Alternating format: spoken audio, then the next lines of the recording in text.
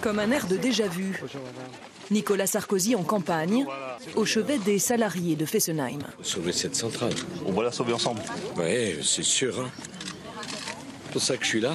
Merci. Sauver la centrale, même promesse qu'en 2012.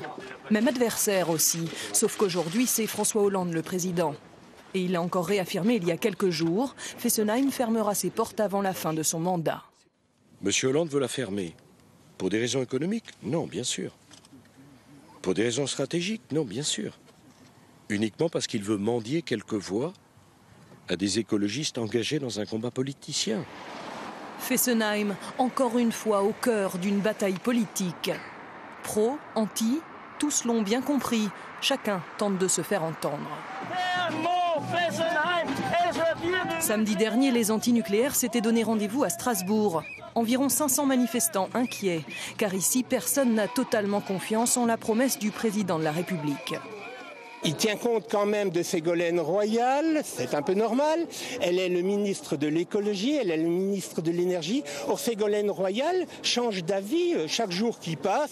Un jour, elle vante la filière nucléaire, le lendemain, elle dit qu'elle fermera Fessenheim, le troisième jour, elle dit que ça sera peut-être une autre centrale, qu'on n'en sait rien. Elle hésite beaucoup, elle attend la décision d'EDF. Il y a urgence parce que cette centrale, depuis son âge, aurait dû être déjà arrêtée depuis longtemps. Elle est trop ancienne, trop âgée. Elle n'est plus à l'âge du temps et de plus elle est bâtie sur une faille sismique et sous le canal d'Alsace, ce qui augmente considérablement les risques d'accident. Quelques jours plus tard, direction Colmar. Ce jour-là se réunit la CLIS, la Commission locale d'information et de surveillance. Élus, associations, experts indépendants, 3 fois par an, la commission interroge les représentants d'EDF sur les questions de sécurité. À l'ordre du jour, l'incident de la semaine dernière, une fuite dans la salle des machines qui a obligé la centrale à stopper quelques jours son unité de production. Les militants écologistes interpellent le directeur du site. J'ai reçu des graphes de mesures de radioactivité par des stations allemandes, une à Neuenburg-Griesheim et une à Fribourg. Et ce qui me surprend, c'est que je vois justement un pic de radioactivité en microsieverts par heure le 27 février, un petit peu avant midi. Je voulais savoir s'il pouvait avoir un lien avec ce qui s'est passé soit sur le réacteur 1, soit sur le réacteur 2, qui pourrait expliquer cette augmentation de la réactivité mesurée sur Griesheim et Fribourg. Voilà, donc c'est un document d'un organisme officiel de mesure. Je pense que je peux vous dire, c'est que nous avons notre propre réseau de surveillance, l'IRSN a ses propres réseaux de surveillance, et monsieur, non. Il n'y a pas, non, il y a une mise Aucun problème, selon EDF. On voit quand même qu'il y a beaucoup d'inquiétudes autour des questions de sécurité. Qu'est-ce que vous répondez aux citoyens qui sont inquiets? Je pense que j'ai répondu aux questions qui sont posées à un CLIS, je vous remercie. Pas d'autres commentaires? Bon, je vais pas les faire inquiétudes sont légitimes sur un tel sujet. Il y a des questions qui sont posées, on y répond. Merci. Nous sommes encore et toujours obligés de défendre ce site face à l'acharnement des antinucléaires qui ont trouvé en François Hollande le maillon faible. Salariés, habitants, les défenseurs de Fessenheim, eux, continuent à y croire. Ici, en cas de fermeture, plus de 2000 emplois sont menacés. Et monsieur le maire l'assure, il n'y a aucun plan de reconversion. Il n'y a pas de plan B, ça c'est un mythe, parce qu'en transformer la centrale en site de démantèlement, d'excellence, de je sais pas quoi, tout ça c'est la pilule pour faire avaler le reste.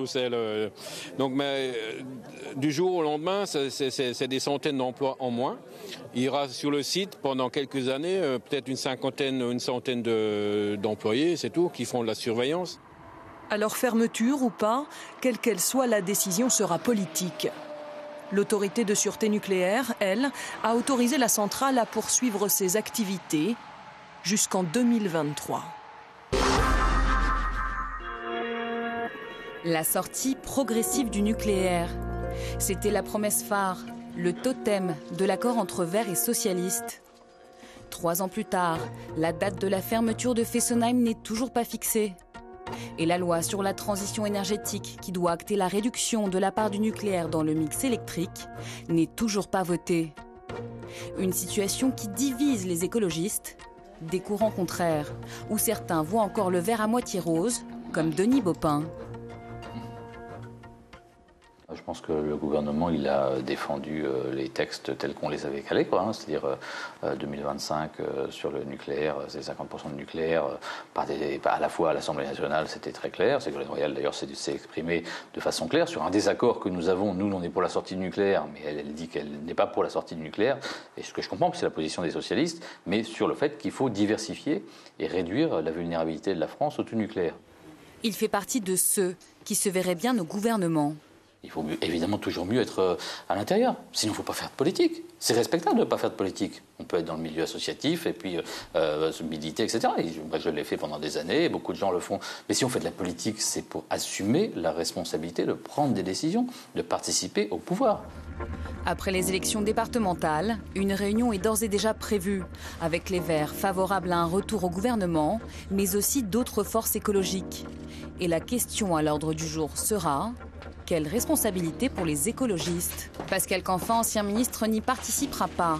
Lui voit surtout le verre à moitié vide et ne se fait plus d'illusions sur les promesses présidentielles. Dans ce combat qui est en cours,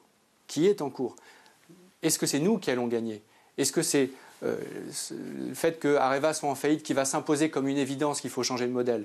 Ou est-ce que c'est les lobbies traditionnels qui vont l'emporter? Je ne sais pas. Je ne sais pas. Et le fait que je ne réponde pas, il y a un engagement du président de la République, donc ça va se faire, c'est évidemment parce que nous en doutons. Et si nous en doutons, c'est parce que des choses ont été dites, redites et jamais faites. Et que c'est ça le cœur du sujet. C'est qu'à un moment donné, il faut être en cohérence entre les actions et les discours. Nous ne demandons rien de plus. Pour autant, le parti ne ferme pas la porte au dialogue avec les socialistes et souhaite éviter l'éclatement. Partir, agir ou rester, et à quelles conditions? Difficile aujourd'hui de savoir quelles seraient les réelles modalités d'un retour au pouvoir et le poids du nucléaire dans la discussion.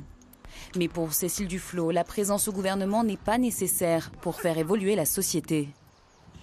Sur le nucléaire, ce qui est sûr, c'est que la loi sur la transition énergétique a été discutée à l'automne dernier. Nous n'étions plus au gouvernement, mais par la force de conviction, par, j'allais dire, la réalité qui rattrape le discours des écologistes, on a fait avancer les choses sur le développement des énergies renouvelables, le soutien aux énergies renouvelables et le fait de lever les freins que depuis des années, on a mis en place, notamment pour lutter contre le développement de l'éolien en France. On a fait avancer les choses. Quand on est écologiste et qu'on se bat depuis des années pour la sortie du nucléaire, on a intérêt d'avoir sacrément d'espoir, surtout en France, dans un pays qui a été claquemuré intellectuellement, y compris les dirigeants politiques, sur le côté inamovible du nucléaire, qui est pourtant une exception française assez funeste finalement, parce qu'elle nous enferme et elle nous empêche d'évoluer. Et l'espoir pourrait paradoxalement venir de l'UMP. En prenant fait et cause pour la centrale de Fessenheim, Nicolas Sarkozy pourrait pousser François Hollande à prendre le contre-pied et tenir finalement sa promesse.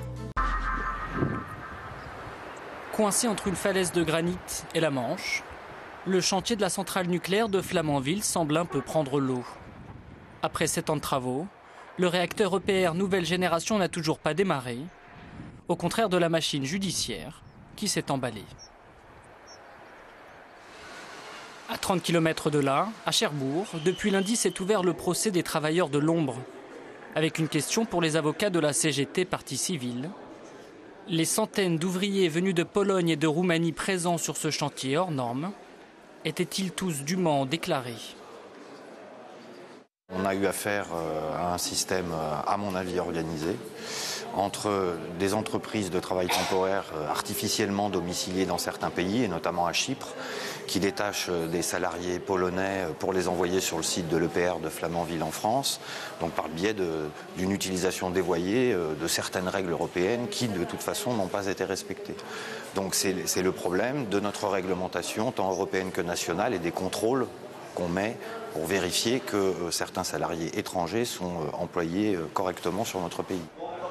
Si la question du statut de ces travailleurs détachés est un point central du procès, elle met surtout en exergue les difficultés rencontrées depuis de nombreuses années. Pour le groupe Bouygues, prestataire de services en charge d'une partie des travaux et aujourd'hui sur le banc des accusés, la mauvaise gestion du chantier a mené à cet imbroglio juridique. Il est apparu au bout de 2 ans que ce qui avait été envisagé, notamment sur le plan des armatures, ce qui sur le plan de la sûreté et de la sécurité est quelque chose d'essentiel, était bien en deçà des nécessités, au point qu'il apparaît que le nombre de tonnes d'armature, en définitive, a plus que doublé et les ressources à mettre en œuvre, les énergies à déployer, ont plus que doublé. Et ça s'est produit dans des conditions où il y avait les mêmes exigences de délai et de planning. On n'a pas trouvé dans les délais qui étaient exigés suffisamment d'entreprises en France ou de salariés employés ferrailleurs en France pour faire face à des exigences exceptionnelles en matière de quantité, de qualité et de délai. Il faut dire que le gigantesque chantier de l'EPR accumule depuis plusieurs années retard sur retard. Prévu pour 2012, la mise en route du réacteur de 3e génération de Flamanville ne devrait pas se faire avant 2017. En difficulté, le groupe Areva, concepteur du réacteur, ne parviendrait pas, selon EDF, à livrer à temps les pièces essentielles, comme les structures internes à la cuve. Résultat, le coût du chantier explose. Prévu à hauteur de 3 milliards d'euros, il en coûtera finalement au moins le triple. On sera très proche des 10 milliards, donc on est dans une gabegie absolument formidable, mais il faut arrêter les frais. La vitrine du nucléaire à la française proche de se fissurer. En Finlande, à Olkiluoto, l'EPR se fait toujours attendre. Il devrait être prêt en 2018, avec 9 ans de retard sur le calendrier initial et 5 milliards d'euros d'excédent. Selon les experts, la note pourrait être même plus salée si, comme il l'avance, chaque année de retard coûte bien plus de 700 millions d'euros à Areva. Des chiffres astronomiques qui contribuent en grande partie aux pertes records d'Areva pour l'exercice 2014, près de 5 milliards d'euros. L'occasion pour Philippe Varin de remettre en cause la stratégie du groupe sur les dernières années. Areva est en situation de crise. Cette crise résulte d'une conjonction de facteurs, des décisions malheureuses, une déficience dans la gestion de certains grands projets, un manque d'adaptation à l'évolution des marchés après l'accident de Fukushima. Les avaries de l'EPR, catastrophes industrielles en perspective ou péripéties inévitables lors des chantiers d'une telle envergure, des incertitudes qui n'ont pas découragé nos voisins britanniques. On serait intéressé par l'achat de 2 EPR de l'autre côté de la Manche.